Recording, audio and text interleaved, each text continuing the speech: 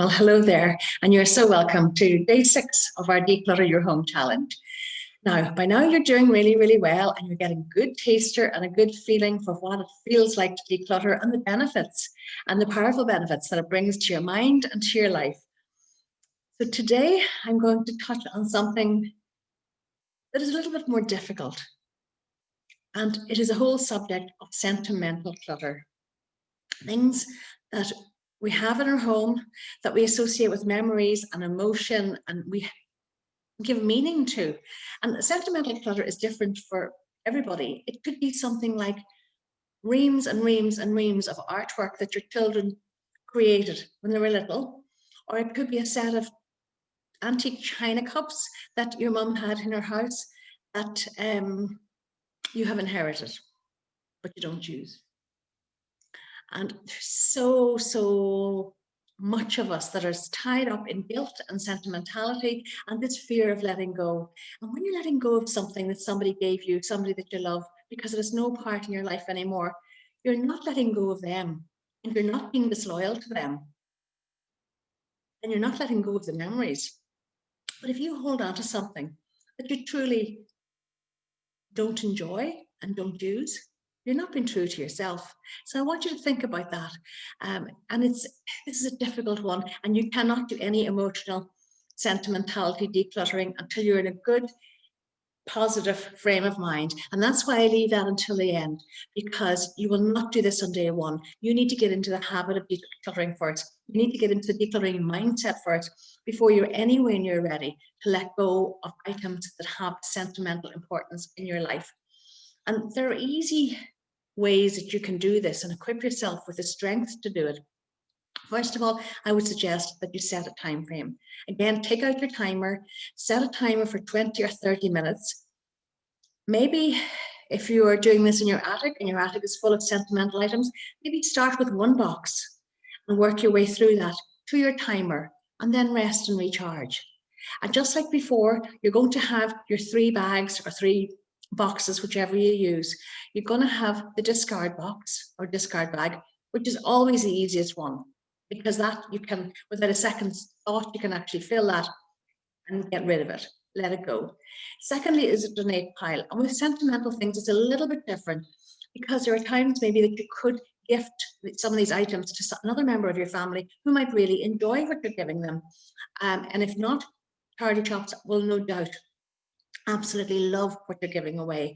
And you are not being disloyal to memories, and you're not being disloyal to your family by doing this. You're actually doing yourself a very positive and profound service, because you will be so much calmer knowing that your attic is clear, your closets are clear, your mind is clear. A few questions that I would ask myself when I'm approaching sentimental items. First thing I'd say is, would I pay full price for this if it was in the shop? Oftentimes the answer is no. Secondly, is it a gift from someone you don't like? In which case, sorry, I said that wrong. If it was a gift from someone you don't like, would you keep it? Sometimes this colors you.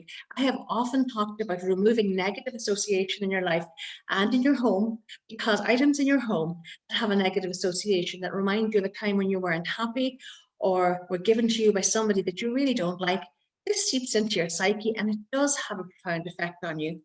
And then, ask yourself the question, does this evoke happy memories?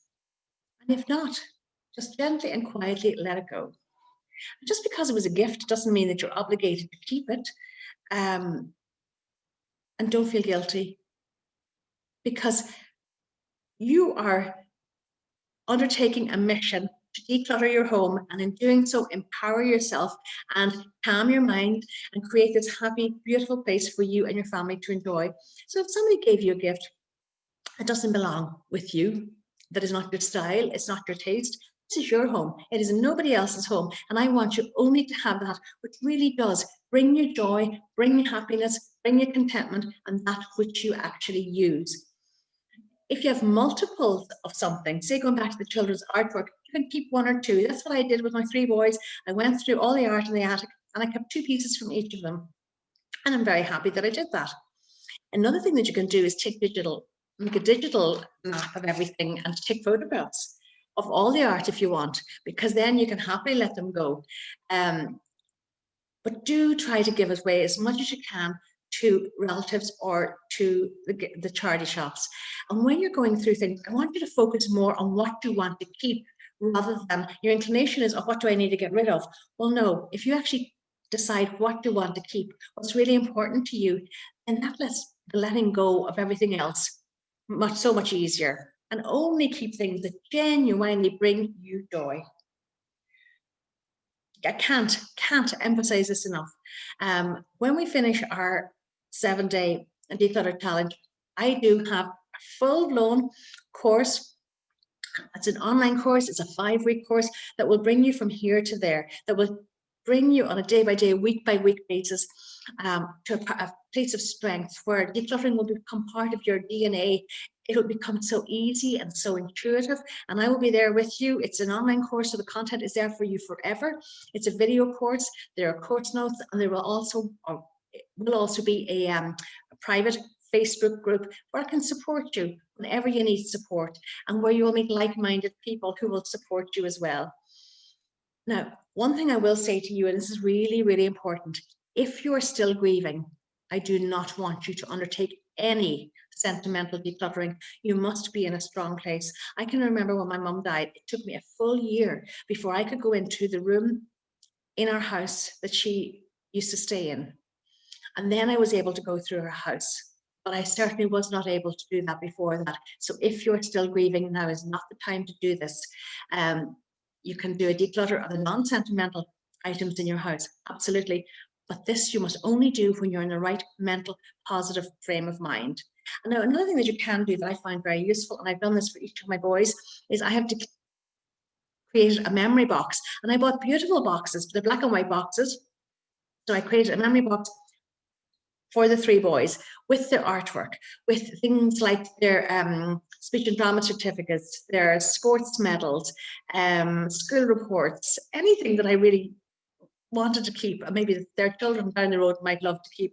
And I also created a memory box of my mum, things of mum's, things that she gave me that I love, photographs, bits and pieces like that. And there were times, I'll be honest, when I would go to that box, and that box would bring me comfort after she had gone. And I actually kept, when I went through mum's clothes, I kept one of her coats. It's a lovely black coat with a black and white fur collar that I had actually bought for her, and she loved it.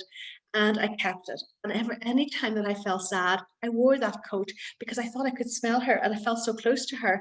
And now I suppose years have gone by, and I don't smell her perfume anymore, but I still keep that coat. And honest to God, I will, whenever I want to feel nurtured and supported, I will put that coat on. But the other 10 coats that were in her wardrobe, I did send to the counter charity shop, and all her clothes, because mum loved her clothes, and she always bought good clothes. And I had no problem bringing them to my favorite charity shop so that other people could get enjoyment out of her bits and pieces. Okay. It is emotional, and it will be emotional, but there are ways, and stick with me, and I will keep you right, and I will get you to a stage where it will become so easy. And you know what, if you stop in the middle of your emotional decluttering, and that's why I encourage you not to do it for too long a time, have a little cry. That's okay. That's cleansing.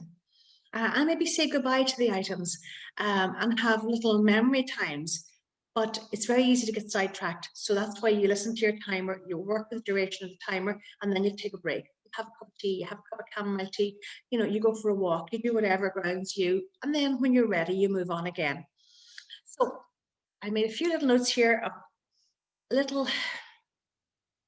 tips to help you stay focused when you are undertaking sentimental decluttering. Firstly, focus on what you want to keep. I've said that before, but I can't tell you enough how important that is. Don't focus on what you need to get rid of. Focus on what's important to you and what you want to keep. And then ask yourself the question, you hold it in your hands in the Marie Kondo way, if you wish, and say, does this genuinely bring me joy? And your heart will tell you, and you will know. So bring it close to your heart and say, does this bring me joy? Do I love this? And the answer is either a yes or a no. Third thing is you must be in the right strong, positive frame of mind for doing this. There's no point in doing it if you're feeling emotional, if you're grieving, or if you're just not feeling strong. You need to be quite strong to do this, and you need to be feeling quite positive. How do you read my own writing? That's so funny. I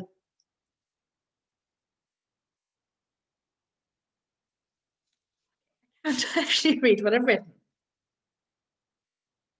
Oh, I know what it is. Don't be tempted, if you're not living at home with your parents anymore, to get boxes of stuff and send them home to them.